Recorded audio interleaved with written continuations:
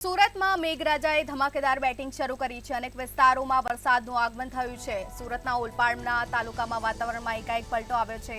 ઓલપાડ વિસ્તારમાં હળવા વરસાદની શરૂઆત થઈ છે। બપોર બાદ વરસાદ પડતા ગરમીથી લોકોને આંશિક રાહત મળી છે। એકાએક વાતાવરણ પલટાયું છે। વરસાદની એન્ટ્રી થતા વાતાવરણમાં ઠંડક પ્રસરી છે। ઓલપાડ, તળાદ, માસમા સહિતના ગ્રામ્ય વિસ્તારમાં વરસાદનું આગમન થયું છે। સુરતના ઓલપાડ સહિતના વિસ્તારોમાં વરસાદનું આગમન થયું છે। હળવા વરસાદની શરૂઆત થઈ છે। હવામાન વિભાગની આગાહી અનુસાર હળવા વરસાદની શરૂઆત થઈ છે। બપોર બાદ એકાએક વાતાવરણમાં પલટો આવ્યો અને વરસાદની ધમાકેદાર એન્ટ્રી થઈ છે।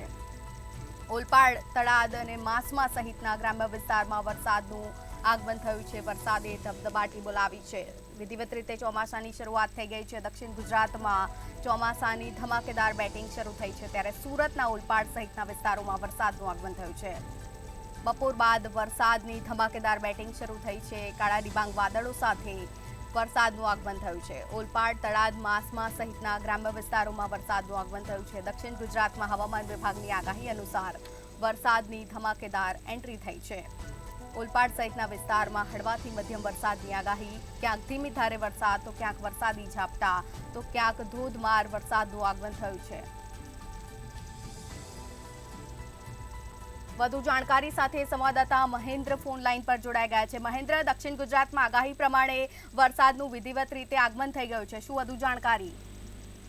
હાજી, ચોક્કસ। દક્ષિણ ગુજરાતની જો વાત કરવામાં આવે ચોમાસાની, તો હવે ચોમાસું ધીમે ધીમે જામી રહ્યું છે અને 2 દિવસ પહેલા જ ઓલપાડની અંદર 2 ઇંચ જેટલો વરસાદ વરસી ગયો હતો, જેને લઈને લોકો પણ જે વરસાદની રાહ જોઈ રહ્યા હતા એ રાહનો આતુરતાનો અંત આવ્યો હતો અને ખેડૂતો જે વર્ગ છે ખેડૂતોને પણ જે આનંદ છવાઈ ગયો હતો, કારણ કે કેટલા સમયથી ખેડૂતો સારા વરસાદની આશા રાખી રહ્યા છે અને વાવણી લાયક વરસાદ વરસતા ખેડૂતોમાં ખુશી જોવા મળી હતી અને ચોમાસુ પાકની જે છે એની લણણી પણ કરવામાં આવી રહી છે। ત્યારે છેલ્લા 2 દિવસના વિરામ બાદ આજે ફરી એકાએક વાતાવરણમાં પલટો આવ્યો હતો અને ધીમે ધારે ઓલપાડ તાલુકાના કેટલાક ગ્રામ્ય વિસ્તારની અંદર ધીમી ધારે વરસાદ શરૂ થયો હતો, જેને લઈને ફરી એક વખત વરસાદી વાતાવરણ બનવા પામ્યું છે। ત્યારે આજે ઉમરપાડા, ઓલપાડ સહિતના વિસ્તારમાં વરસાદ વરસી રહ્યો હતો। જી બિલકુલ, તમામ જાણકારી બદલ આભાર આપનો।